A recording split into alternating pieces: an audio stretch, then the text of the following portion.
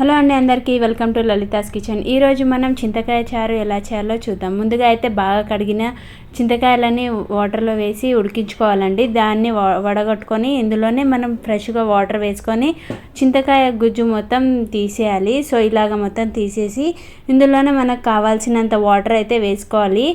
ఇంకా దీనికోసం అయితే పచ్చిమిరపకాయలు అలాగే 4-5 వెల్లుల్లి రవ్వలు వేసుకొని మనం పేస్ట్ చేసుకోవాలి. ఇక చింతకాయ రసంలో కొద్దిగా పసుపు, ధనియాలు అలాగే కొద్దిగా ఉప్పు వేసుకోవాలి. ఇంతకుముందు మనం పేస్ట్ చేసుకున్న పచ్చిమిరపకాయలు ఉంది కదా, అది కూడా వేసుకోవాలి. ఈ చారు వల్ల చాలా యూజెస్ ఉందండి. దీనివల్ల మనకి ఆకలి వేయడం లాంటిది, మోషన్స్ కరెక్ట్గా అవ్వడం and antioxidants, vitamin C కూడా చాలా ఎక్కువ ఉంటుంది. సో చాలా హెల్తీ ఇది.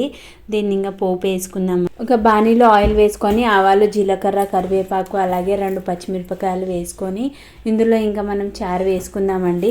ఇక ఇందులోనే మనం ఆనియన్స్ కూడా వేసుకుందామండి. ఇక దీన్ని అయితే హై ఫ్లేమ్లోనే ఉడికించుకోవాలి. సో ఒక 2 పొంగులు వచ్చే వరకు అయితే ఉడికించుకొని ఇంకా పెట్టేయడమే. ఇక పొంగులు వచ్చింది కదా, ఇంతేనండి. చాలా ఈజీగా అయితే ప్రిపేర్ అవుతుంది. ఇక చలికాలంలో అయితే చింతకాయలు చాలా కామన్ కదండి, అందరి ఇళ్ళలో ప్రిపేర్ చేసుకునేదే. సో నాకైతే చారు చాలా ఫేవరెట్ అండి. మీకు ఎలా కుదిరింది అనేది కమెంట్ చేయండి. సబ్స్క్రైబ్ చేయడం మర్చిపోకండి. Thank you for watching.